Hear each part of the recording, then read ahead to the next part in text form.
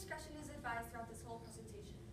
Hello, good morning. I am Manis Lemus, and I'm here with my AP Capster group of Che John, Kiara Montenegro, Riley Tipton, and Atia Ali. This video compares the two different lifestyles of adolescents in America, one being in low socioeconomic status and the other high. Socioeconomic status can be expressed through factors of income, education, and healthcare, all challenging mental and physical health. This may encompass HIV, anxiety, substance abuse, depression, and obesity. As you can see from this graph, obesity among adolescents aged 12 through 19 has increased from 5 to 21% in the last 3 decades. Now, obesity is a disease characterized by body fat exceeding 32% in women and 25% in men. Socioeconomic status is a significant factor as there is a relation between high rates of obesity and income. Now, this correlation exists due to the lifestyle and the environment both the working class and poor adolescents live in. Now, the National Health and Nutrition Examination Survey conducted a study from years 2005 to 2010, indicating that 80% of adolescents had bad eating habits, consisting of foods high in saturated fats, chemical additives, and refined white sugars. At face value, these foods are very high in calories and energy dense. However, they are affordable for struggling families. Now, along with the lifestyle of unhealthy food consumption, having minimal physical activity can have an adverse effect and heighten the obesity epidemic. Now, teenagers living in households earning above or below $15,000 are more likely to live sedentary lifestyles compared to those living in households earning above $50,000. This is attributed to the lack of recreational and commercial facilities in lower tier communities. Now, research done by the National Library of Medicine concludes that 75% of low-income tracts lack parks compared to 38% lack in higher tiered tracts. Another drastic health complication affecting Americans nationwide is the human immunodeficiency virus. This is transmitted through physical and sexual contact of body fluids such as semen, breast milk, and blood. HIV decreases the immune system's ability to fight off infections and bacteria. The American Psychological Association reported that individuals of lower financial status demonstrates insufficient access to resources such as education, finances, and appropriate health insurance. Social psychologist Jennifer Pulowski states that infection of HIV is concentrated among individuals who have less than a high school education and those unemployed, which is also common in low affluent communities. Health insurance provides teens with proper medication to slow HIV's progression and increase chances of survival, but it's not always attainable.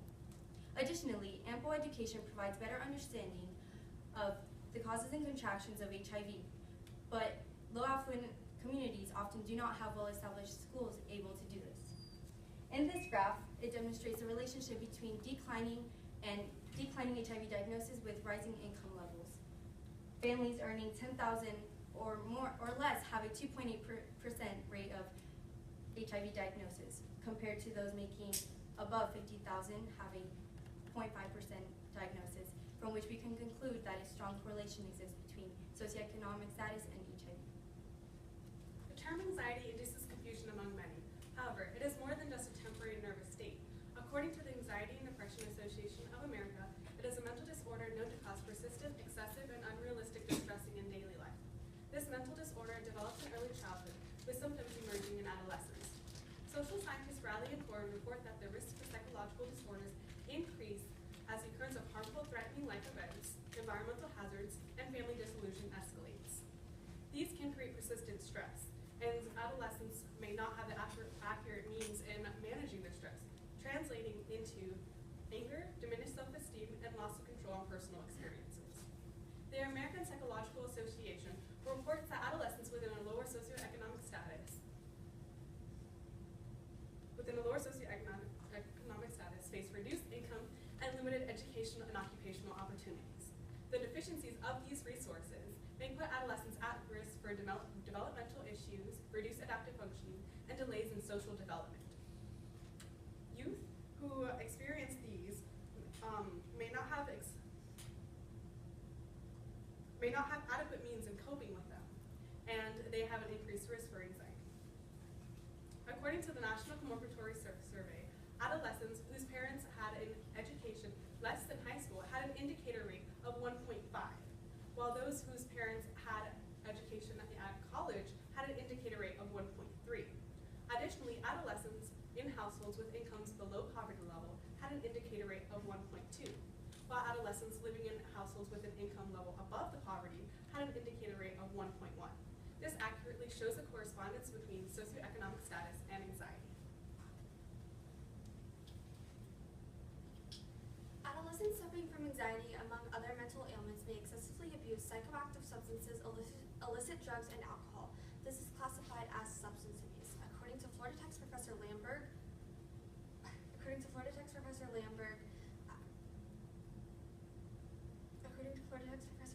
lower affluent adolescents may abuse substances excessively due to stressors within their class. These stressors include, but are not limited to, low income, exposure to crime, and other immoral behavior affecting a child's development.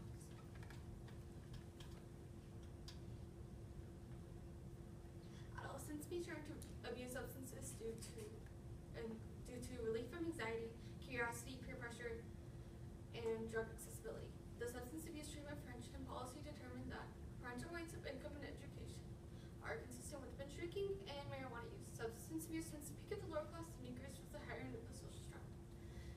And the Homeless Pathway Project determined that adolescents without stable housing are more likely to abuse substances than those with stable housing. A significant 16.5% of homeless and runaway adolescents abuse substances compared to only 39.5% who had no affiliation with substance abuse. Abusing substances has been seen to be a negative coping skill among depressed adults and adolescents. Developing depressive disorder during pubescence is common nationwide, and teens consequently communicate their desolation, angst, and anxiety through excessive drug use, self-harm, and suicidal tendencies.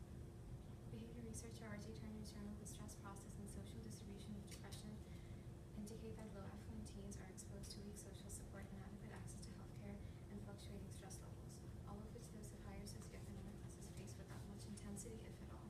However, according to Psychology Today's article, The Problem with Rich Kids, it's evident that middle and upper class teens also face depression, but this is due to struggles with parental and societal expectations of academic prosperity and public excellence. Furthermore, anxiety has been proven to be a negative side effect of depression as a fear of failure, leading to increased substance abuse and sexual behavior as a distraction. As demonstrated by the graph provided by the depression in the United States household population, it's evident that individuals living below the poverty line have significantly increased diagnosis of depression compared to their upper class counterparts. Drawbacks to receiving medical attention for depression include the degrading social stigma encompassing mental illnesses, factoring in the lack of insurance coverage for psychological disorders. Adolescents all around America are prone to foster depressive symptoms at any given point of their pubescence, but it's been proven that living in disadvantaged financial and social situations contribute to acquiring the disease as well as having burdens on them to live. According to the U.S. National Library of Medicine, socioeconomic inequality results in unequal resource distribution, as seen from the lack of recreational and wellness programs in lower tier communities. To combat this issue, it's important to utilize facilities such as the YMCA and the Mental Health America to provide recreational facilities with a further consolidation of the immune and cardiovascular systems, which have been seen to decline with those suffering from HIV and obesity, as well as social interaction for those diagnosed with anxiety, depression, and substance abusing disorders. Implementing a school-directed approach will ensure that all adolescents have access to adequate medical care they otherwise wouldn't have unless they have monetary size obstructing them. School services has grown by an outstanding 8% since the last decade. However, there needs to be more advocacy and further development and implementation of healthcare services across the United States of America. Through the necessary utilization of proper organizations and services stated before me, adolescents can now be both unequivocally medically and socially supported, working towards the minimization and hopeful decline of physical and mental ailments the poor end of the social stratum is associated with. Thank you.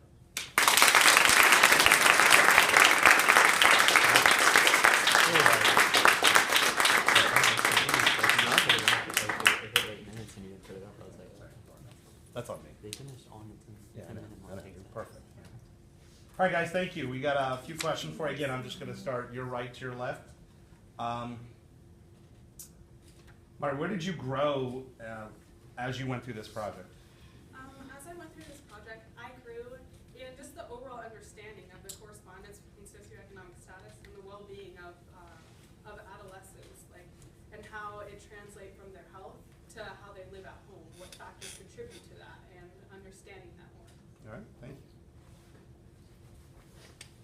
Che, was there evidence you gathered that you didn't use in the project? Yeah, the foods which certain way. Yeah, it was a source that wasn't very credible because we didn't know where the person actually, what credentials the person had. But yeah, it was a realfoodswitch.com. That was incredible, and I really want to use that source because it provided a lot of information about unhealthy foods, which pertain to my topic because I talked about obesity. And yeah, that's about it. But you didn't use it because you didn't like the reliability of it? Yeah, I couldn't identify who wrote the exact article. It could have been like a 3-year-old, I don't know. So,